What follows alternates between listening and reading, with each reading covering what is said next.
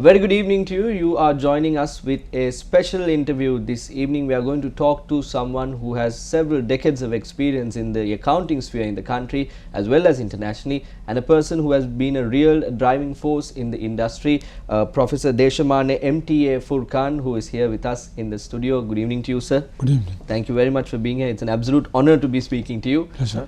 Sir, recently you have been inducted into the Global Management Accounting Hall of Fame. Correct. Now, this is a absolute accomplishment for you personally as well as everyone involved in the accounting sphere. And let's go on to the next step, the country as a whole. Yes. I want to ask you, sir, what does this entail to us and to you personally? Well, it's a kind of an honor that is given to a person who has reached the very pinnacle, the very top that you can reach in your profession or in your field of activity. For example, in the Hall of Fame in cricket, right? Now, recently I think Kumar Sangakkara was inducted to the Hall of Fame. Or in boxing, in America they have a Hall of Fame. So that is when a person in his lifetime has achieved the highest stage that you can achieve in a field and is recognized worldwide over, and is an international figure. He's made contributions to the profession justifying such an honor, then he's inducted into the hall. So while we congratulate you as a network for your accomplishments, sir, now it is definitely not an easy task to reach the level you're at right now, from getting experience, gaining experience and giving back to the same industry that you've learned from. Yes. I want to ask you at the very outset, sir, how has your journey been like? Tell me a bit about it. Well, I when I was in school, I was hoping that I could to study and be a lawyer. That's what I intended to do. But somehow, fortunes have sort of changed the way, and I had to take on to accountancy. So I went to England to follow my studies in accountancy. I did some preliminary work here, and then I finished my examinations there, and I started getting experience while I was there. And then I came back to Sri Lanka. At that time it was still Ceylon, in 1963. And I was very lucky to get a job, for which I was interviewed in England to a company called Walker Sons and Company Limited. And I was recruited as an accountant. Now, Walker's, Browns and the commercial company, they were three largest companies in the island that time. They were into practically everything, a highly diversified company. I worked together with a team of accountants. There were about 8 accountants, and the chief accountant was a man called C.R. Wood during my time, and very, very highly qualified chap too, Englishman, and I worked under him. And it so happened that about 6 months after I joined, he decided to go back to England. Right. So I wasn't still new, but the firm decided that in comparison to the other accountants, that I should take over as the chief accountant. So I was 28 at that time, and I was appointed as the chief accountant of Walker's. Now, Walker Sons and Company Limited, which was a highly diversified company. It was practically into every type of engineering, you name it, and trading in a very, very big way, importing and exports, mainly imports I would say. And they were also assembly manufacturing in this country. They were manufacturing all kinds of things, including fiberglass boats, and they were in a very big way in the shipbuilding, the shipyards. Yes. They were into motor engineering, and they also covered the whole island. They had branches in Kandy, in Gaul, in Mathura, in practically all the important cities, also in the hill country because of the estates. That gave me a fantastic amount of experience, and based on that I wrote my thesis when I wanted to do my joint diploma in management accounting. I specialized in management accounting. The accountancy profession over the years, we started off as accountants, and we sort of carried out all kinds of work depending on what type of work was available. But over the years now things have changed. Now it has branched into 4 areas. That's financial accounting, which is mainly what I call stewardship accounting. Then there is management accounting, which is using your accounting knowledge to serve the management to make the company more productive. And then there is what you call auditing, which is now a profession by its own, and there is taxation.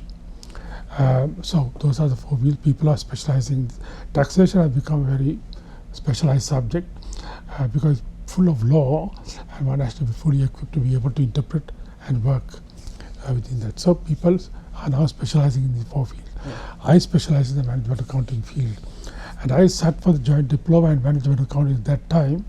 The examination was conducted by the four leading Institute of Chartered Accountants, England and Wales, Scotland, Ireland, and I think one other I can't remember now, and in England. And it was not an examination. It was actually you had to write a thesis. I presented in England, which I did, and I was the first Sri Lankan to get the JDP M.A, which sort of brought me into the limelight as one of the leading accountants. So I have been a teacher teaching accountancy in the various institutes of accountants in Sri Lanka. And in the course of time, I also set up the Institute of Cost and Works Accountants at that time. Myself, together with another colleague of mine, who was the Deputy General Manager of my company, we co-founded the SEMA Sri Lanka. So that brought me into more and more work. And in the course of my travels, I went to Australia, and I was appointed the SEMA New South Wales branch president over there as well, which I served. So I sort of got recognition in the world. I wrote so many articles, so many papers, and I've done so much work for the field. And later on, I went on into entrepreneurship. As you know, I went to the business area. But in the professional field, I also got recognized in the university. The university, Sri Jayawardenepura, they wanted to appoint a professor in management accounting. They couldn't get anyone at that time. I was not a university graduate as such, but I was a graduate of in accountancy. Right. And I didn't apply for the job, but I had done a lot of work for the university. We are doing the preparation for the set up the MBA program, first MBA program in Ceylon. At that time, the professor called Professor Dharmasena de Silva was the university. And I got invited by the university to take up the professorship in the Sri Jayawardenepura. So to set up the accounting department and management accounting, specializing in that. So that brought me into the academic area. That has been my life in the academic area. So with that, we have to go into a short commercial break. We are in discussion with Deshamanya, Professor M.T.A. Furkhan. We will be back with more. Welcome back to the show. We are in discussion with Deshamanya, Professor M.T.A. Furkhan, who has been recently inducted into the Global Accounting Hall of Fame.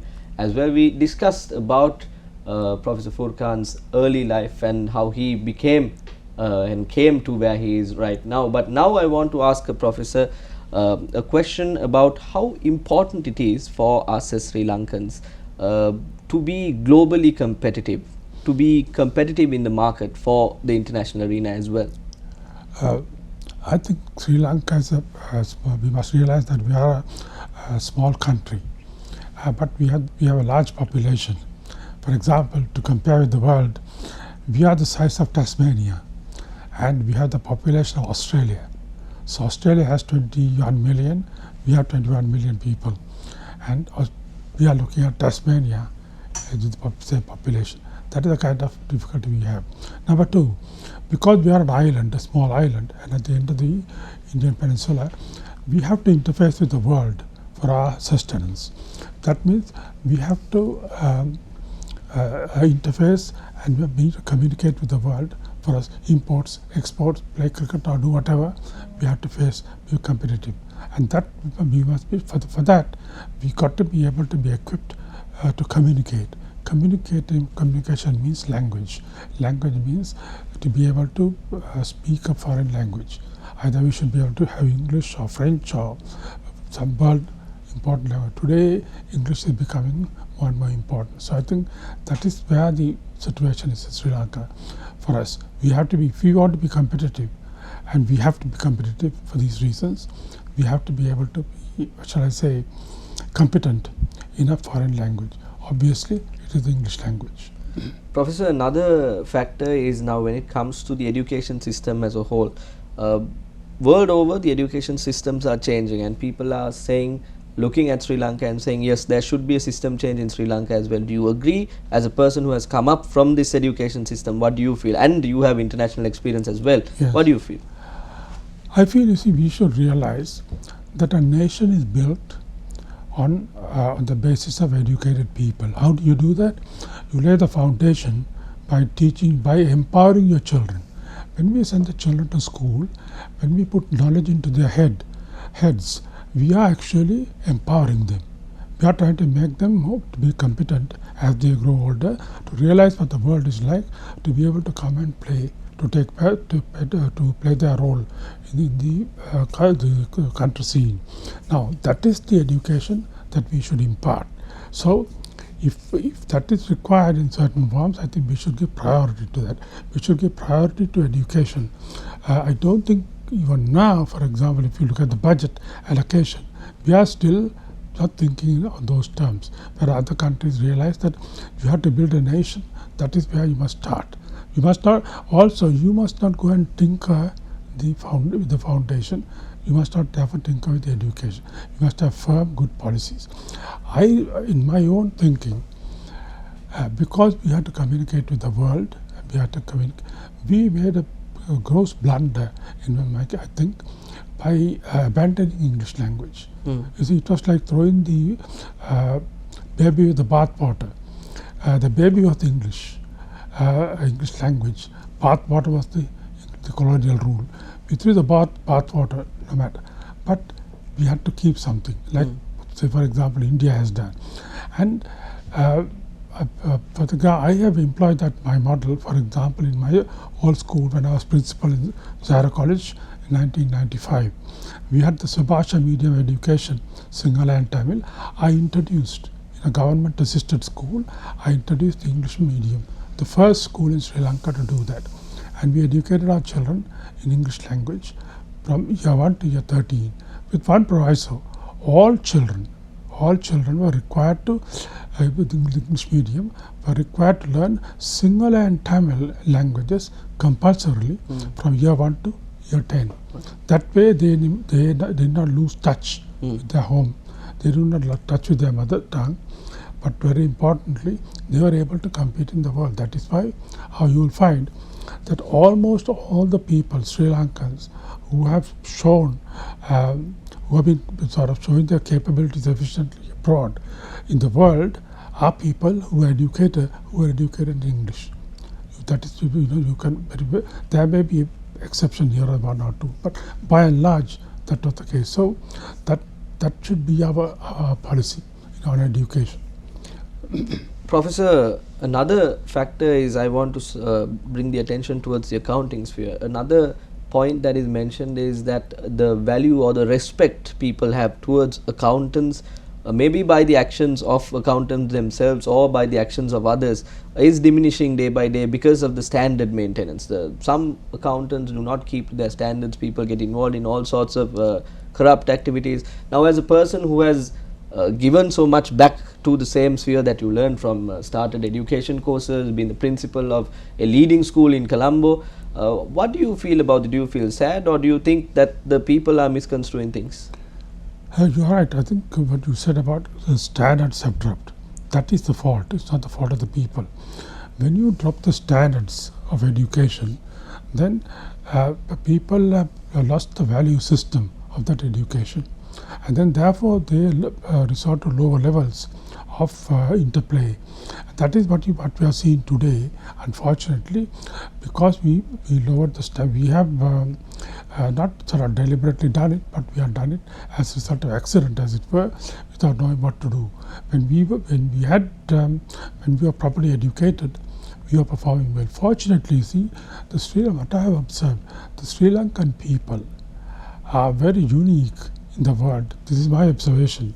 I may be called biased on this, but Sri Lankans are somehow very easy to be educated. They have a penchant for education. So therefore, it's easy to sort of give them the rest. They're intelligent. and then therefore it's easy to empower them. Now we have not done that correctly. If we had maintained our standards of education in the schools, in the tertiary levels, in the university, the higher levels of education, then that would not have happened. The moment you lower the levels, the people's behavior also gets lowered. It's as simple as that. So what you said about the accountancy profession is actually not peculiar to the accountancy profession. You will find that even in the other professions, that the standards have come down. Now today we have seen, for example, even the medical profession is being accused, being charged. I'm not saying they are, but on the other hand, the allegations are made that they are being corrupt too. They are not being keeping to the hypocritical oath and so on. So even in the other professions, we have that difficulty. That is the reason why we have to maintain good standards of education. And therefore, if you want to remain competitive, you got to be able to make sure that we don't lose the objectives for short-term or other pecuniary gains. I think we should bear that in mind. Professor, with that we have to go into another short commercial break. We will be right back. Welcome back to the show. We are discussing things with Professor M.T.A. Furkhan, Deshamanya, Professor M.T.A. Furkhan, who has recently been inducted into the Global Accounting Hall of Fame as well. We spoke to him about the education in the country and about global competitiveness, and as a whole how accounting standards should be maintained for the reputation of the industry to be upheld. Professor, finally, because we are in the final few minutes of our discussion, I want to ask you as well. Now, we know about your experience in the industry, and we know how you have been able to make a lot of students, young people, to come and get involved in this and become professionals in the accounting sphere. Now, I want to ask you, sir, we have a lot of young people watching this show. I myself have been a CIMA student, and it is not easy for someone to, maybe, if I may put it this way, to be concentrated in the accounting sphere, because there are a lot of options out there at the moment. To be honest, they might not be the correct options for a student to choose, but with the information that they have at the moment, they are forced maybe to choose a certain topic or certain subject. With your experience, how have you been able to focus yourself in terms of what you have been able to achieve? See, during my time, of course, when I was a young man, the opportunities are much greater in that we did not have so many professionals at that time. But right now, the situations are the same. It has changed.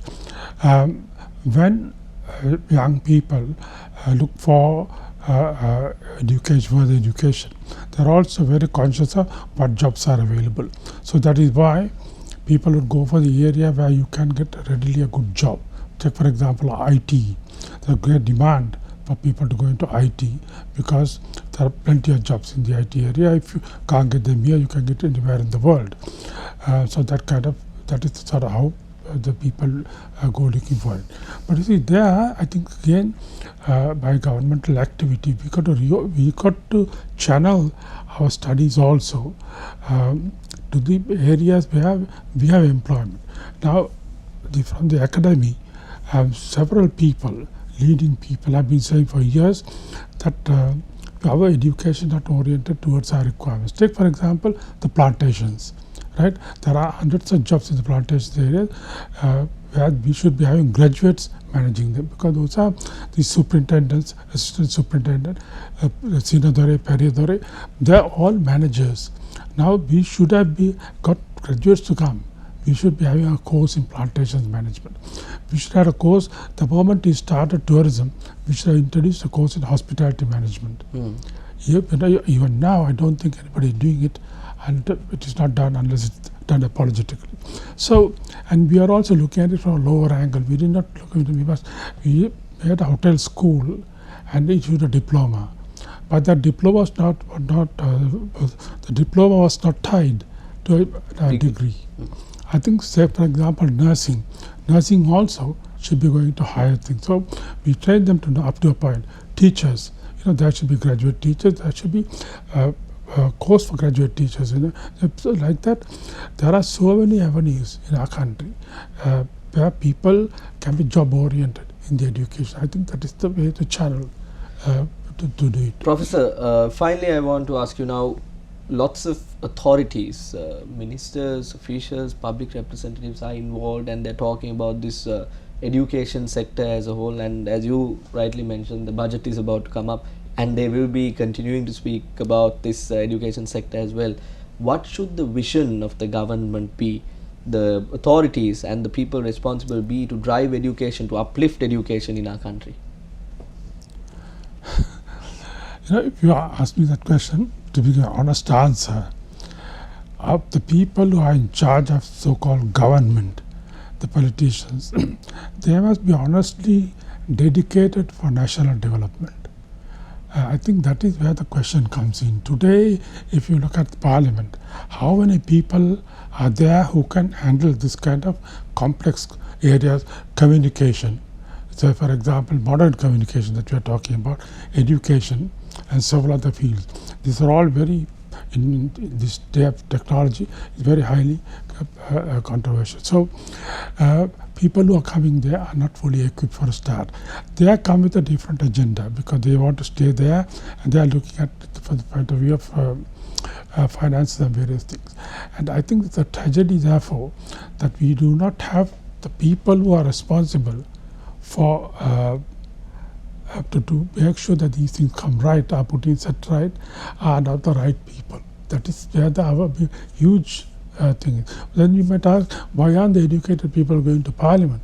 Well, you know the reason why, because this is such a rotten place to go into now. If the president asked the question, are there any honest men left in parliament, kind of question. So that all goes to show the situation we are in. That is where we must have minimum standards, for example, even for a period of time for entry into to parliament. You see, we must have, so we are the people who sent them to parliament. Did we say, we did not determine their salary, but at least we must say that if they are going to increase their salary to themselves by, say, more than 25%, then there should be some kind of approval from the people who elected them. Let alone go into giving cars by each one of those. You see, nobody said he never elected people to go to parliament and get them a car.